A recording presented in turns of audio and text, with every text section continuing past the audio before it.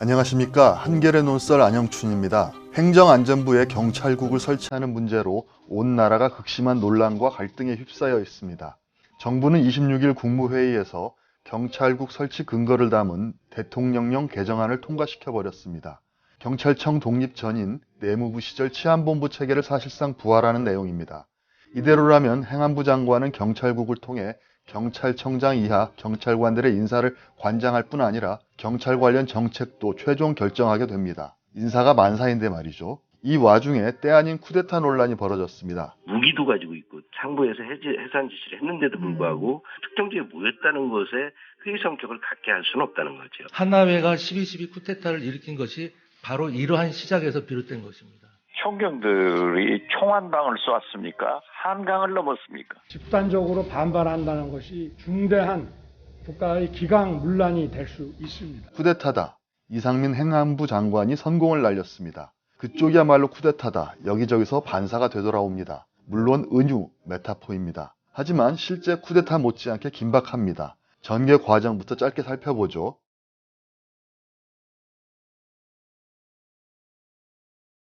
전국 서장회의가 지난 23일 열렸습니다. 행안부 경찰국 설치와 지휘규칙 제정 등의 반발에 모인 거죠. 이틀 뒤인 25일 이상민 장관이 입을 엽니다. 다름 아닌 기자 간담회 자리입니다. 자기 말을 세상에 널리 퍼뜨리기 위한 목적이 있었겠죠. 하나회가 12.12 쿠데타를 일으킨 것이 바로 이러한 시작에서 비롯된 것입니다. 무장할 수 있는 조직이 상부의 지시에 위반해서 임의적으로 모여서 정부의 시책을 반대하는 것은 대단히 위험합니다.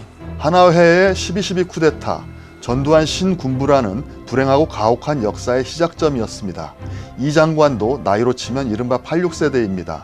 전두환 독재 치하에서 대학을 다닌 거죠.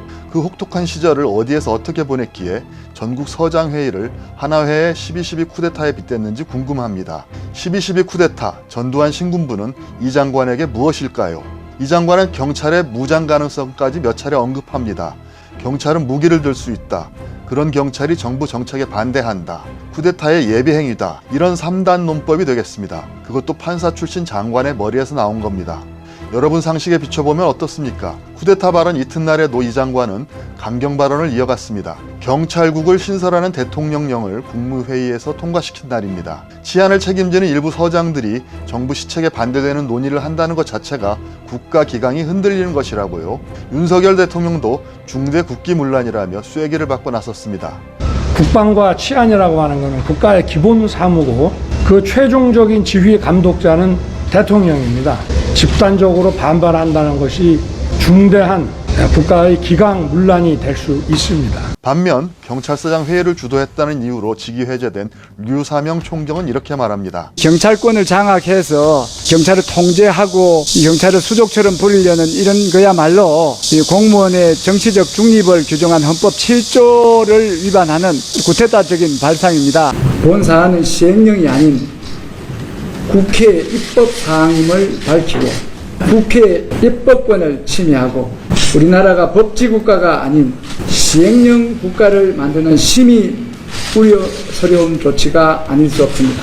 우리나라 1호 헌법연구관이자 이명박 정부 시절 법제처장을 지낸 이석연 변호사는 다음과 같이 일갈합니다. 시행령을 고쳐서 경찰국을 신설하는 것은 이건 누가 봐도 법과대학 초년생이나 노스쿨 초년생한테 물어봐도 이것은 안 되는 거예요. 박홍근 더불어민주당 원내대표는 행정 쿠데타라는 표현을 씁니다. 경찰들이 12.12 하나의 쿠데타 같은 발상을 하는 것이 아니라 대통령의 측근 이상민 장관이야말로 정말 행정 쿠데타와 같은 발상을 보여주고 있습니다. 쿠데타가 뭐기에 양쪽이 서로에게 쿠데타라고 비난하는 걸까요? 쿠데타는 프랑스어입니다. 쿠는 한방, 타격, 충동, 돌발 행동, 음모 같은 뜻이 있고 에타는 국가, 즉 영어의 스테이트에 해당합니다. 그대로 뜻을 풀어보면 쿠데타는 국가의 한방 먹이기, 국가의 타격 가하기인 셈이죠. 국립국어원 표준국어대사전은 쿠데타를 무력으로 정권을 빼앗는 일, 지배계급 내부의 단순한 권력이동으로 이루어지며 체제 변혁을 목적으로 하는 혁명과는 구별된다고 뜻을 풉니다. 쿠데타와 혁명이 다르다는 건 상식이니까 넘어가기로 하죠. 여기에서 주목할 것은 무력입니다. 이상민 장관도 경찰이 무기를 소지할 수 있다는 것을 들어 집단 행동 자체가 쿠데타의 예비 행위나 되는 듯이 비난을 했는데요. 서구에서는 경찰들이 파업 같은 집단 행동을 하곤 합니다. 거기에 대고도 쿠데타 운운할 수 있는지 묻지 않을 수 없습니다. 그렇다면 시행령 쿠데타, 행정 쿠데타는 어떨까요? 이 역시 무력에 기반하지 않았기에 쿠데타의 개념을 충족하지 못한다고 할 수 있습니다.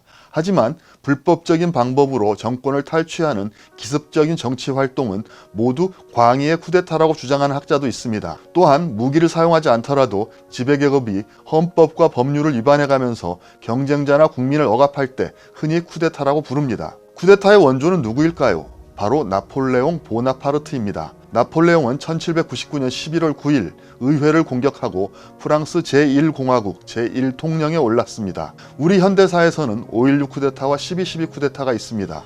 고위장성이 이끄는 군부 세력이 국가에 일격을 가해 권력을 불법적으로 장악했다는 점에서 두 사건은 아무 차이가 없습니다.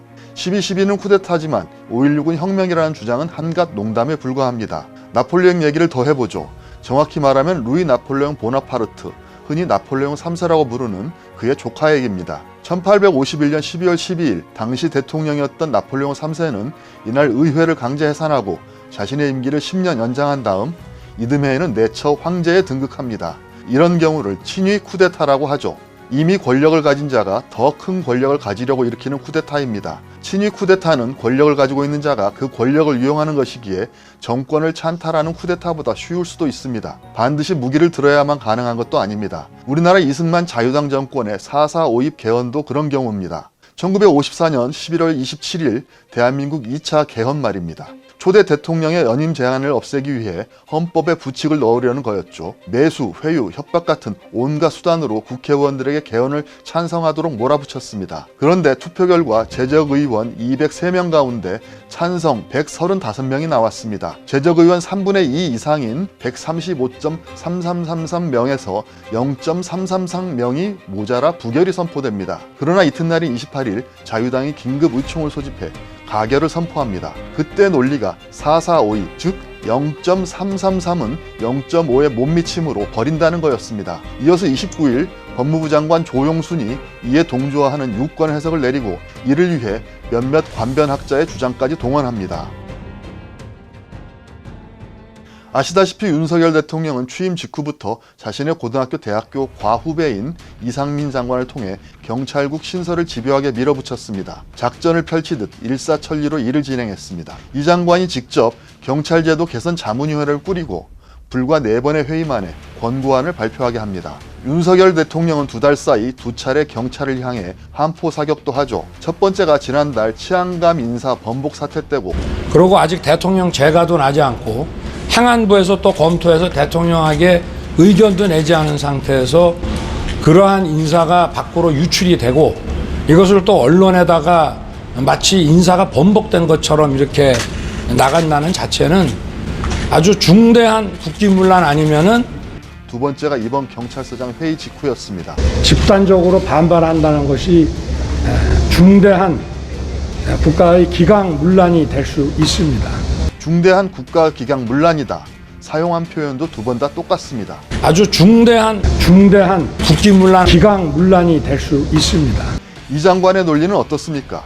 만일 행안부까지도 경찰 관련 조직을 하나도 두지 않는다면 경찰은 사실상 아무런 지위나 변제기간 없이 사법부, 입법부, 행정부에 이어서 제4의 경찰부가 될 수밖에 없는 상황인 것입니다. 1991년 경찰청이 내무부에서 외청으로 분리돼 나온 이후 더디지만 꾸준히 확대되어 왔던 경찰의 독립성과 중립성을 삼권 분립 외부에 있는 제4부가 됐다고 왜곡합니다. 경찰에 대한 민주적 통제 장치인 국가경찰위원회의 위상과 권한, 역할을 강화시키라는 전문가들의 요구는 들은 채도 하지 않습니다. 외려 국가경찰위원회를 행안부 장관의 자문기구로 평가절하하고 격하했습니다. 경찰이 내무부에 장악돼 있을 때 우리 국민의 삶과 민주주의가 어떠했는지는 논설 89화 독재가 사랑한 백골단 대공부실 편에서 상세히 말씀드린 바 있습니다. 윤석열 대통령은 14만 경찰 조직의 근간을 바꾸는 일을 시행령만 고쳐서 처리했습니다. 정부 조직법 34조 5항에 치안에 관한 사무를 관장하기 위하여 행안부 장관 소속으로 경찰청을 둔다는 조항을 근거로 듭니다. 여기서 관장하기 위하여라는 문구는 관장하도록이라는 의미이고, 따라서 치안을 관장하는 주체는 경찰청이다. 행안부 장관이 직접 치안을 관장하는 것으로 해석하는 건 왜곡이다. 정의 경찰국을 설치하려거든 정부조직법부터 고쳐라. 안 그러면 위헌이다. 라는 법률 전문가들 얘기는 귓등으로도 듣지 않습니다. 대신 윤 대통령 측근인 법제처장을 앞세워 이번 직제 개정은 법적으로 적법한 것이라고 우깁니다. 이상민 장관이 설치했던 경찰제도 개선 자문위원회 참여 인사들도 거들 것입니다. 법무부 장관 조용순과 관변학자들이 4.4 5.2 개헌은 적법하다고 했던 것이 떠오르지 않습니까? 역사적인 친위 쿠데타의 플롯을 베낀 듯 빼닮았습니다. 윤석열 대통령은 자신의 지지율이 급락하자 스타 장관의 필요성을 언급했습니다. 언론에 장관들만 보이고 대통령은 안 보인다는 얘기가 나와도 좋다. 대통령은 이 자리에 있는 장관들이 다 스타가 되기를 바란다. 지난 19일 국무회의에서 한 발언이라고 강인선 대통령실 대변인이 전했습니다. 지금 언론을 장식하고 있는 장관은 단연 이상민 장관입니다. 27일 국회 대정부질문에서도 거침이 없었습니다. 이탄희 더불어민주당 의원이 대우조선의 해양 하청 노동자들이 파업과 점거에 이르게 된 과정을 아느냐고 거듭 묻습니다. 이 장관은 이렇게 답변합니다. 말씀해 보시죠. 저한테 계속 묻지 마시고. 유치한 씨가 애초에 왜 배안으로 들어갔는지는 알고나 계십니까? 제가 알기로는 원청과 하청 전치 사이에 12주 이 폭력을 피해서 있을 곳 찾아다니다가 배안으로 들어갔다는 겁니다. 그리고 유조선 제일 밑바닥에 눈에 보이는 가장 작은 구조물 그 밑으로 기어 들어갑니다. 그리고 본인이 용접공이니까 끌려나가기 싫어서 끌려나갈까 봐 가지고 있는 도구 가지고 용접했다는 겁니다.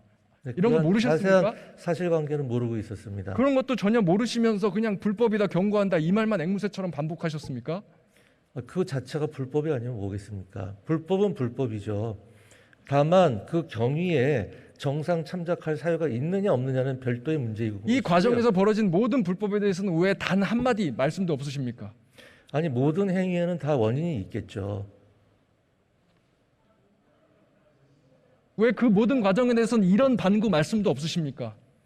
아니, 그 과정은 제 담당이 아니라 입만 열면 법치니 불법이니 되뇌는 이 장관. 그러나 파업에 대해서는 아는 게 없습니다. 알려고도 하지 않은 것으로 보입니다. 스타 장관이라기에는 거리가 먼 모습입니다. 물불 가리지 않는 돌격대에 가깝지 않은가 싶습니다.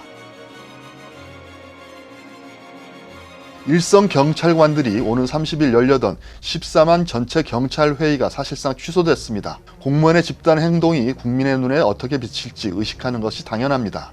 그러나 정중동이라고 봐야 할 것입니다. 무엇보다 일선 경찰들이 행안부 경찰국 설치를 마음으로 받아들일 가능성은 희박합니다. 회의를 주도하거나 회의에 참석했던 이들에게 인사상 불이익을 준다면 반발이 다시 거세질지도 모릅니다. 경찰들은 일단 국회를 바라보고 있습니다. 경찰국 설치에 반대하는 입법청원 서명자 수도 며칠 만에 수십만에 이르렀습니다. 국민들도 국회를 바라보고 있는 것입니다.